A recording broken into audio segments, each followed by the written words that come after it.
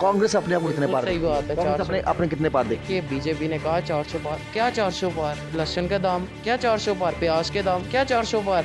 जो बंदा अब ये टोल पे टैक्स देता है है? उसकी बात कर रहे हैं। बीजेपी कहती है 400 पार, आप कहते हो लखनपुर पार। बिल्कुल लखनपुर भी नहीं, हाँ मतलब इनको कन्याकुमारी पार। लखनपुर तो तब हो जब जम्मू से आ रहे, जब देश से आ रहे तो लखनपुर कैसे, पूरा कन्याकुमारी।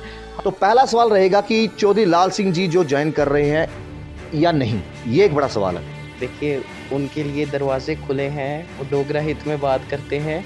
और बीजेपी जिसके खिलाफ ईडी भेजती है वो व्यक्ति जो होता है वो अच्छा व्यक्ति होता है। अच्छा इसलिए होता है बीजेपी के विरुद्ध बोलता है और बीजेपी गिराने की कोशिश करती है। बीजेपी भी कहती है कि हमारे दरवाजे खुले, आप भी कहते हो दरवाजे खुले, तो फिर कौन से दरवाजे से एंटर करेंगे लाल सिंह जी? ये निकाला तो बीजेपी नहीं था। हमारे पार्टी के अंदर जो कुछ लीडर थे उनकी गलती थी, मैं आपको स्ट्रेट फॉरवर्ड बोलूँगा। तब ये थोड़ा इसमें आज़ाद साहब की गलती थी, थोड़ा इसमें आज़ाद साहब की गलती थी। एक व्यक्ति को गलती माननी चाहिए, ये बात है।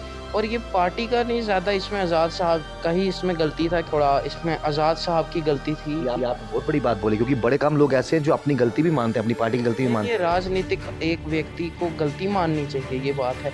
और ये पार्टी का नहीं, ज़्यादा इसमें आज़ाद साहब का ही इसमें गलती था। फिर अब ईडी का डंडा कौन सह सकता है, आप बताओ। हैं। हर ये डंडा, इसका मतलब अपोजिशन में पड़ेगा तो अपने घर भी पड़ेगा।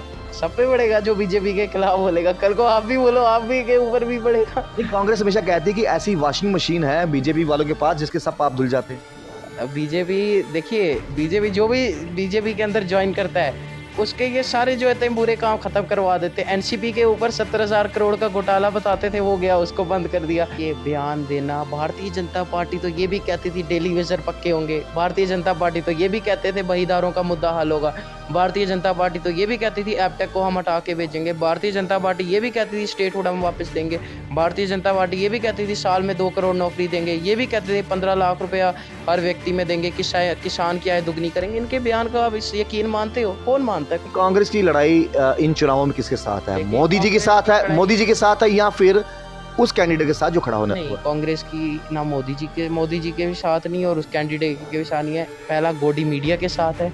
गोडी मीडिया के बाद गोडी मीडिया वाले, मतलब ये भी नाम, जैसे देखिए जैसे नामकरण बहुत से होते हैं, जैसे कांग्रेस कहती है कि गोदी मीडिया, या फिर नेशनल कॉन्फ्रेंस या पीडीपी कहती है गोदी मीडिया, वो भी मतलब अलग अलग नामों से लेते हैं। पहले मैं पूरा कह देता हूँ। एक गोडी मीडिया के साथ लड़ाई होगी, ईडी के साथ लड़ाई होगी, सीबीआई के साथ लड़ाई होगी, भारतीय जनता पार्टी के साथ लड़ाई होगी, जो इंस्टीट्यूशंस पे इनका कब्जा है उनके साथ लड़ाई होगी।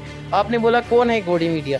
जम्मू कश्मीर में इतने तो नहीं है, थोड़े बहुत हैं, पर कौन है वो मैं आपको बता देता हूँ इनडायरेक्ट। जो 2400 घंटा ही रविंदर रैना जी का इंटरव्यू कर रहे होते हैं, 2400 घंटा, जेड़ा मर्जी इंस्टा खोल के देखो, उनका पहला इंटरव्यू विपक्ष का वो करते नहीं है। बाद में अपने को न्यूट्रल वो कहते हैं कि हम जम्मू का हित का है, हम डोगरों के हित की जर्नलिज्म करते हैं, वैसे सब कुछ करते हैं। वो तो सबको पता है कौन है। इलेक्शन का यहाँ पर ना होना जम्मू कश्मीर यूटी में कितना सही है, कितना गलत? बिल्कुल गलत है। बीजेपी वालों के लिए तो बहुत ही ज्यादा सही है, हमारे लिए गलत है क्योंकि बीजेपी हारेगी। बीजेपी तो कहती थी हम भी चाहते हैं दोनों चुनाव एक साथ हो जाते, फिर चाहते तो फिर देखिए चाहना और करवाने में जमीन अंतर का फर्क है। हाथी के दांत दिखाने के और खाने के कुछ और होते हैं। वैसे ही भारतीय जनता पार्टी के ये लोग हैं, बयानबाजी देते हैं। जम्मू कश्मीर की जनता भाजपा के विरुद्ध है और भाजपा चाहे विधायक का चुनाव हो, किसका शून्य के ऊपर लाने का इनमें दम नहीं है सीटों का अंदर। इनके नेता या आप देखो इनके अनंतनाग पे, हमारे तो फिर नाम आगे आ रहे हैं, यहाँ से ये लड़ सकता है, वो इनका नाम ही नहीं आ रहा। अनंतनाग से कौन लड़ सकता है आप बताओ? बीजेपी लखनपुर भी नहीं, हाँ मतलब इनको कन्याकुमारी बाहर। लखनपुर तो तब हो जब जम्मू से आ रहे, जब देश से आ रहे तो लखनपुर कैसे, पूरा कन्याकुमारी। हम इनको लखनपुर नहीं, हम इनको कन्याकुमारी दूर तक डोगरे जाएंगे जम्मू से छोड़ने और इनकी विदाई करके आएंगे। आज जितेंद्र सिंह राणा जी ने मेरे इंटरव्यू में कहा कि देखिए डॉक्टर जितेंद्र सिंह जी और जुगल किशोर जी 4-4 लाख वोटों से जीतेंगे। देखिए इनको मैंने वही कहा, इनको ईवीएम पे भरोसा है। अपने घर के जो कर्मचारी होते हैं उनकी बात सुन के आगे कह देने से वो बात नहीं होती। अगर 4 लाख से जीत रहे तो आप ही चुनाव लड़ जाते, आप भी जीतते चुनाव। आपको किसने बोला? वहाँ से आप लड़ते, यहाँ से आपके भ्राताश्री लड़ते।